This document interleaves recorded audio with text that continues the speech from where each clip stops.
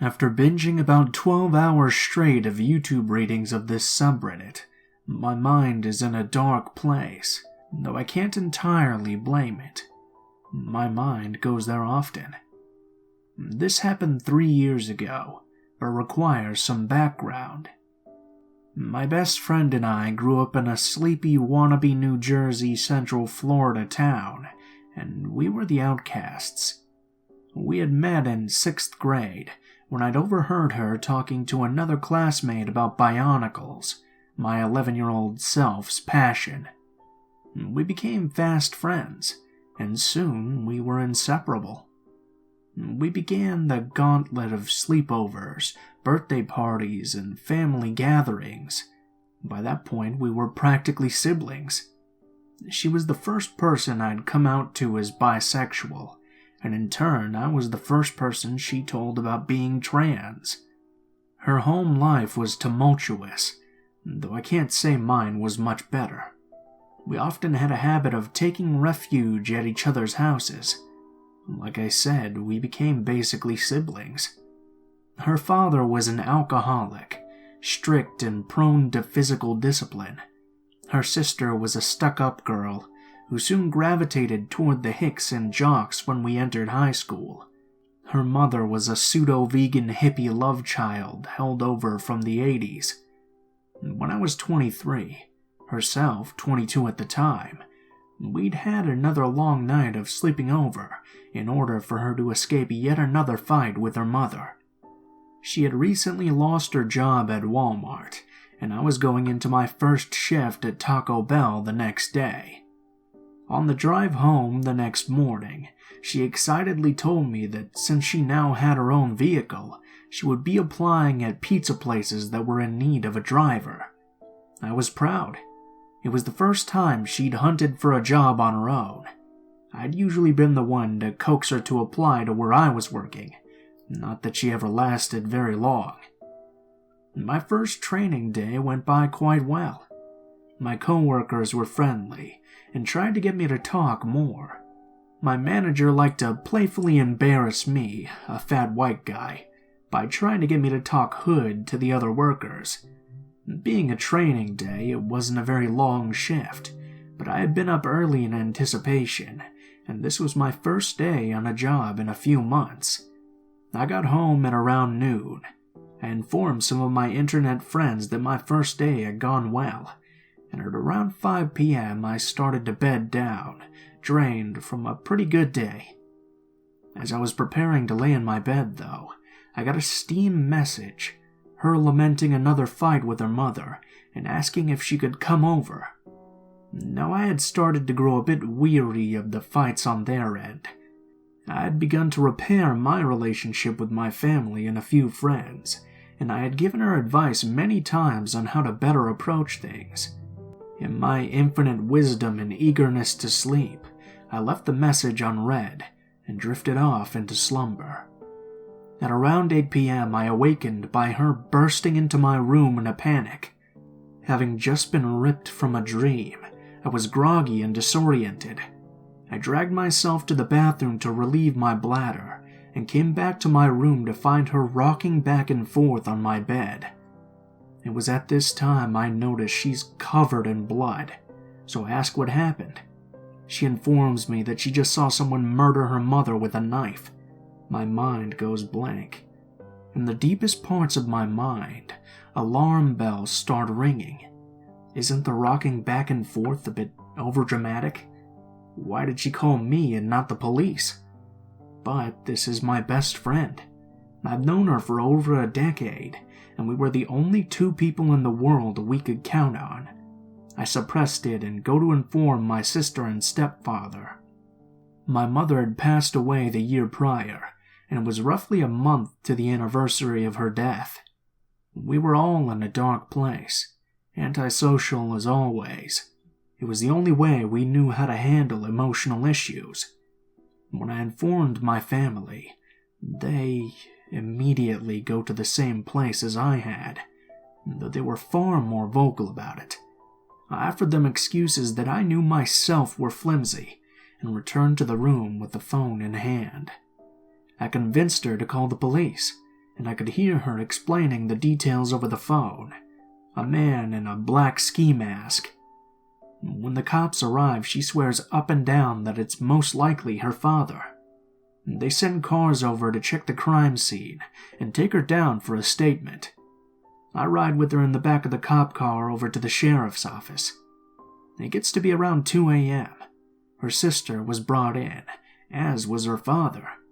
I have work the next morning and request to be taken home by an officer. It took me a long while to go to sleep that morning. The next day at work, I'm quiet until my manager asks me what happened. I inform him but decide to work the rest of my training shift. When I get home, my sister informs me she had confessed. Her mother had threatened to kick her out for not being able to find and keep a job, and in a rage, she'd taken a knife and stabbed her repeatedly. My mind froze like a bad computer, and I turned to face my monitor. I was in a Discord call at the time, and all I could weakly say was, my best friend just confessed to murdering her mother, before hanging up and laying on my bed. Her last trial was the 7th of this month. I don't know the results, though my grandmother tells me she took a plea deal for life in prison rather than receiving the death penalty. And part of me wants to contest that, to demand that they take the death penalty for ridding the earth of such a peaceful and caring woman's shadow. A larger part of me is just glad she's being punished. You were my best friend, my sister, and my platonic soulmate. But please, let's never meet again.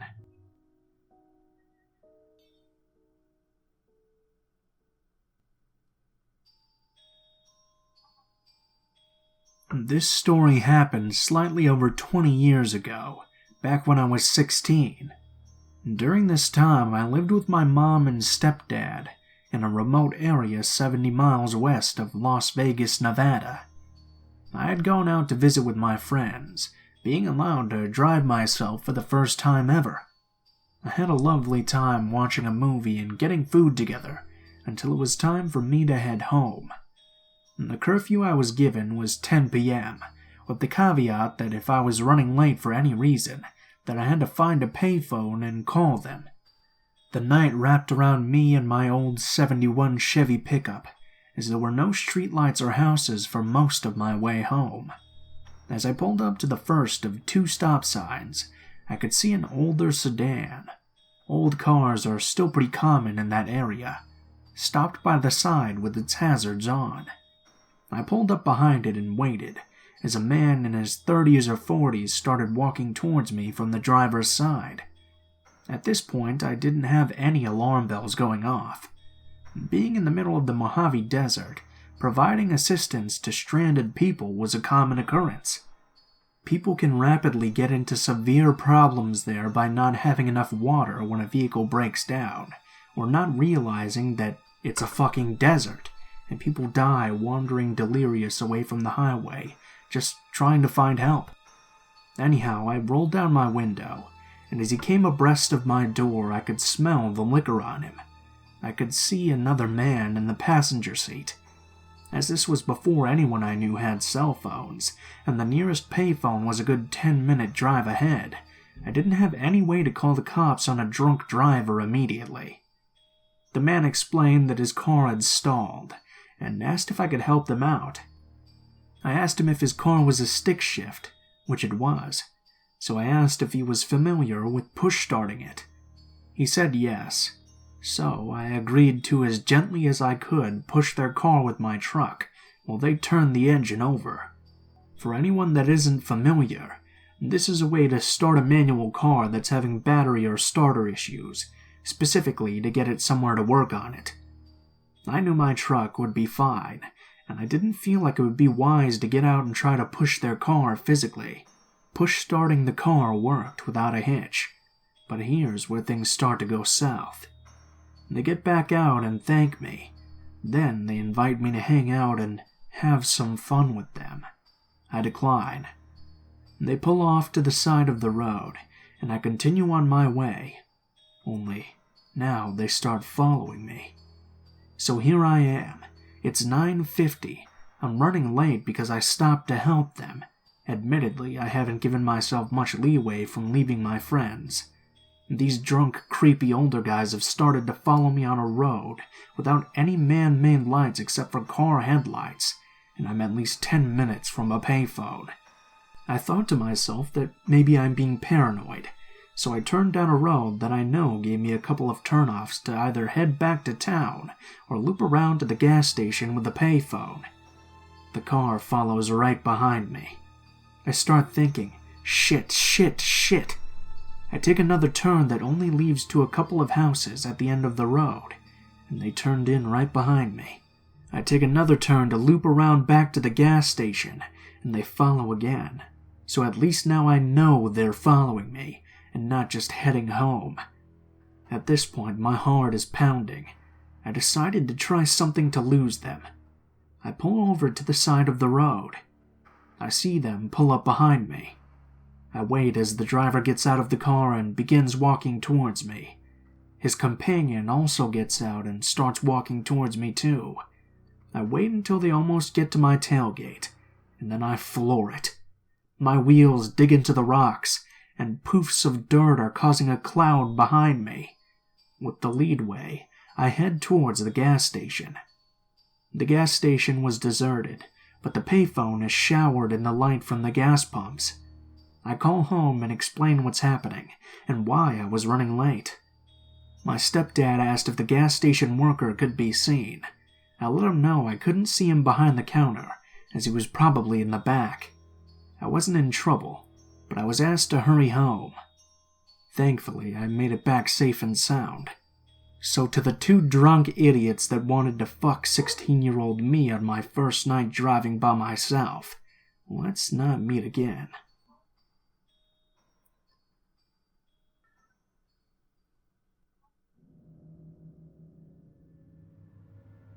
Before I begin, yes, I made a lot of dumb decisions. Yes, I probably should have called the police. But here goes anyway. When I was around 15, I lived alone in a 2-story house. Although there were bedrooms upstairs, I would sleep on the living room couch. This was for 2 reasons. It was the central location of the house, so I could hear everything around me, and it was equidistant from every exit.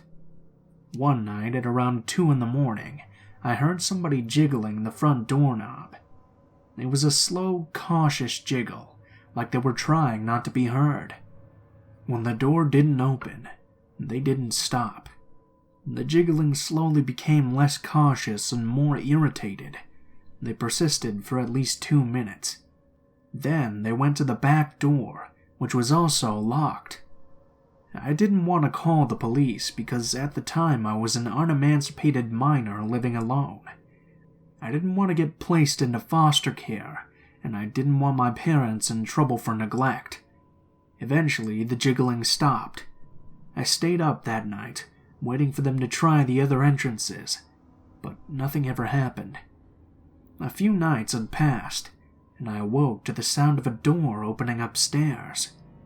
The doors in the house would really stick, so they took a lot of force to open. When you popped them loose, they'd make a loud scrape, pop, and shuddering noise. At the time, I would take sleeping pills. It made it hard to fully awaken, and I'd sometimes only awaken with sleep paralysis. I couldn't determine whether I'd dreamt the sound or whether I'd awoken from it.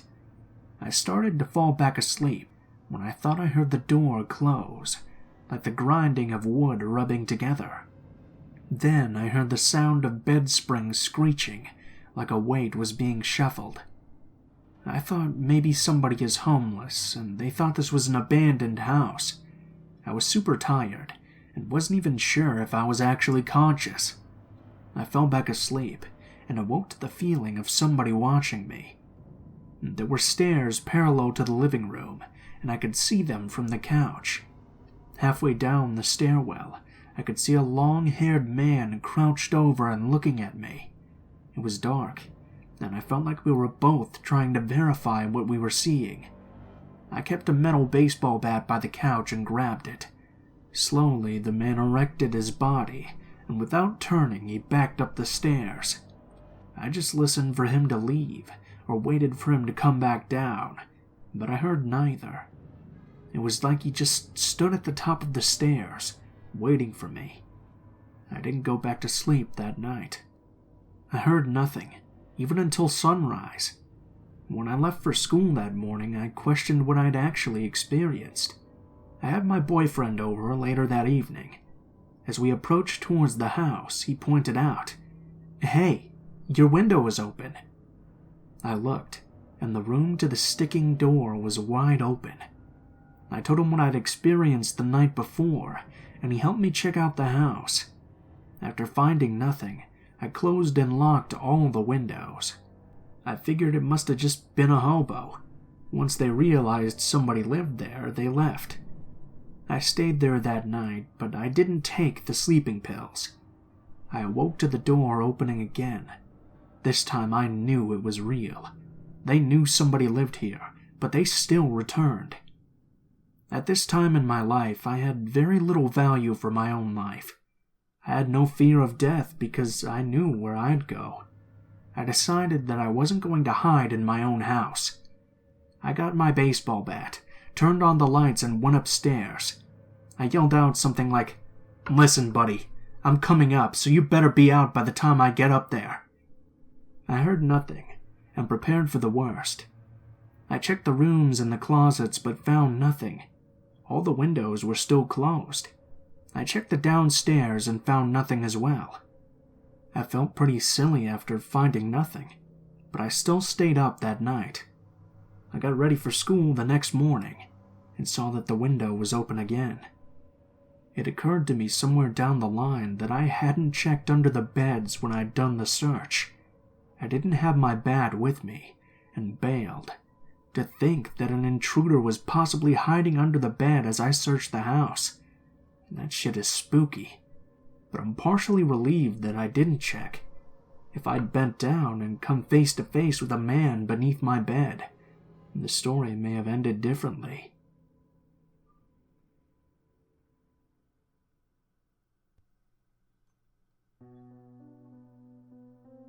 When I was a junior in high school, I was quite an odd kid. I liked having colorful hair, piercings, and all that kind of stuff. The school I went to was near Atlanta, so there weren't many people around like me.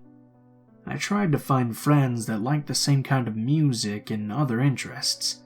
I could normally kind of brush off any weird energy that people put off, ignore it. I just wanted some friends. Anyway, I was in gym one day hanging out with a group of weirdos, and there was a guy that I hadn't seen around before.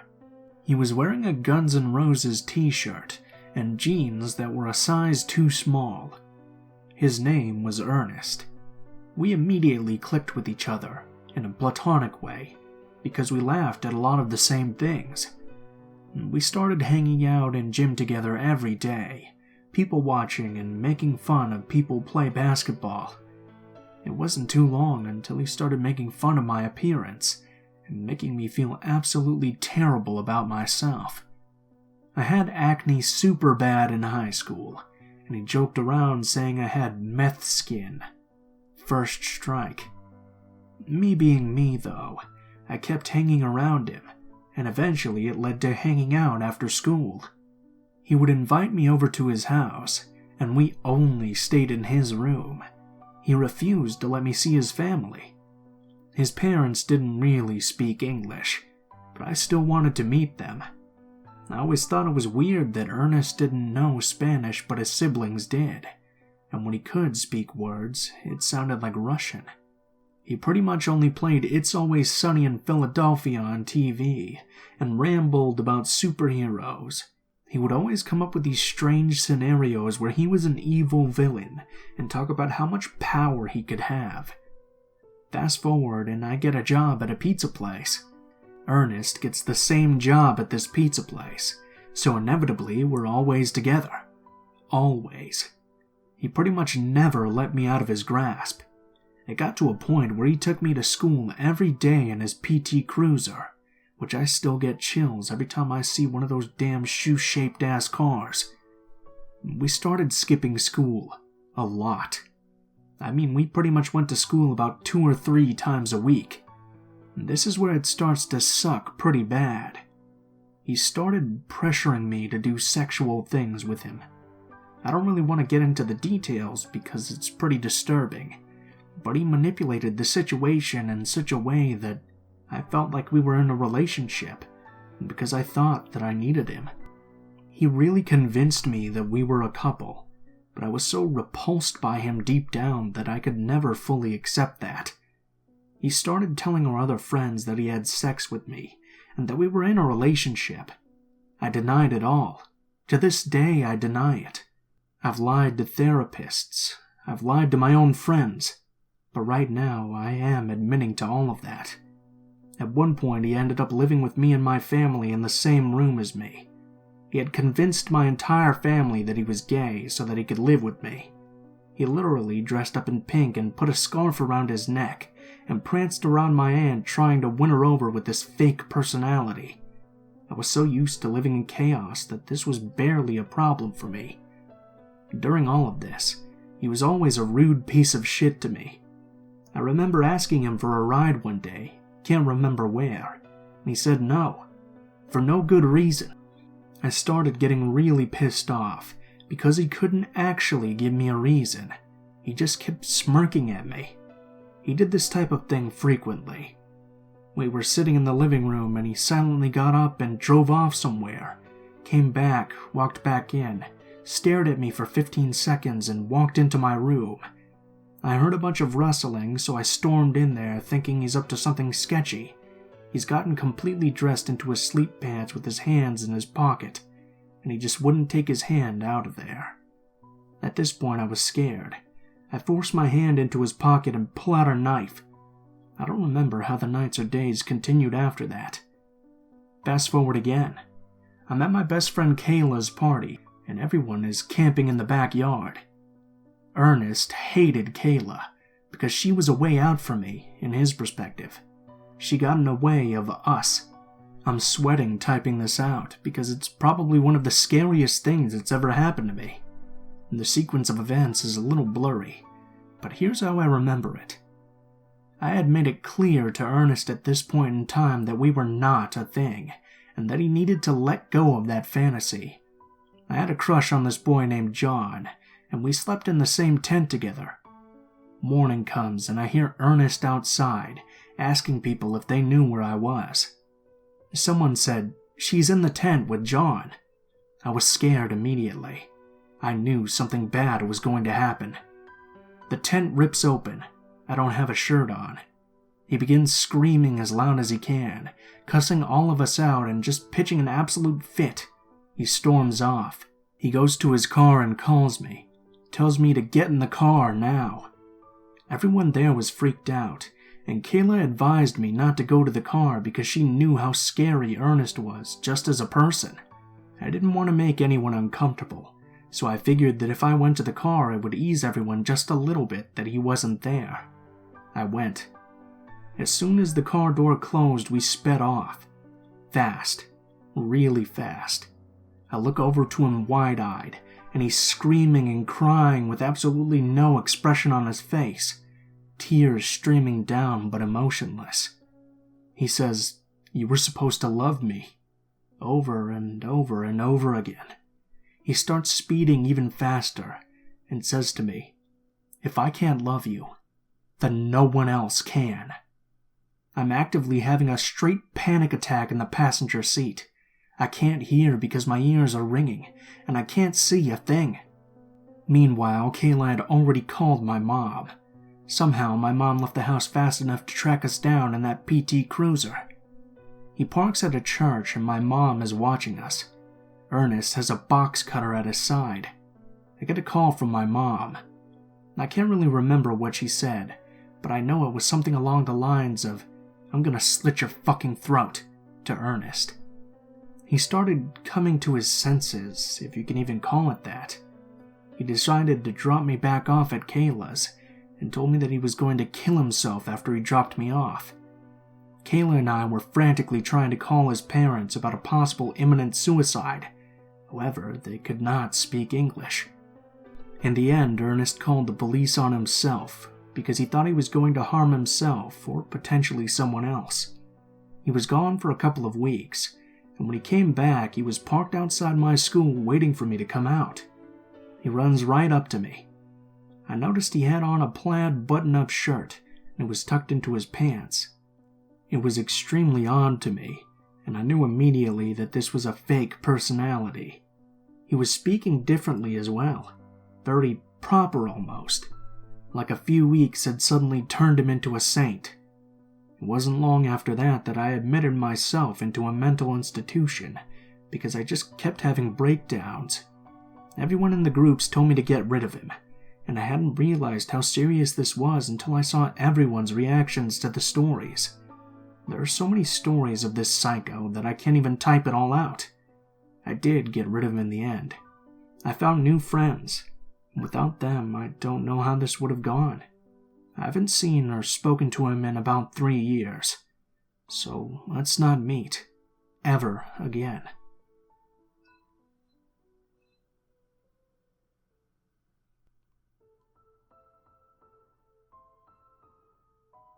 What is up, guys? Blue Spooky here, as always.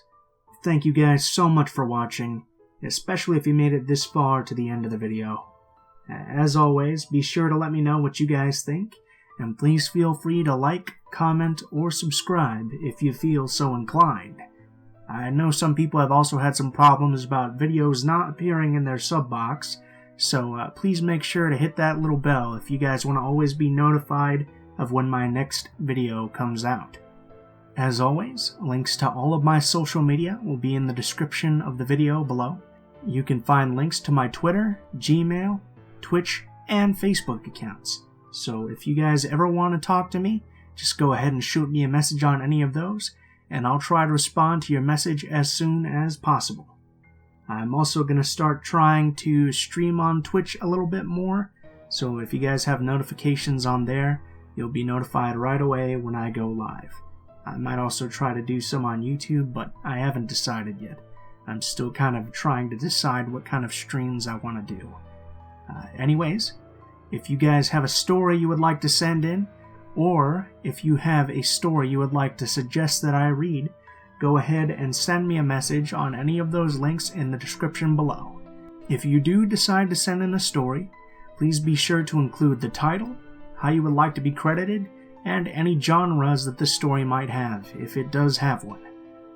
If you guys are curious about the music used in this video, go ahead and take a look in the description below as well.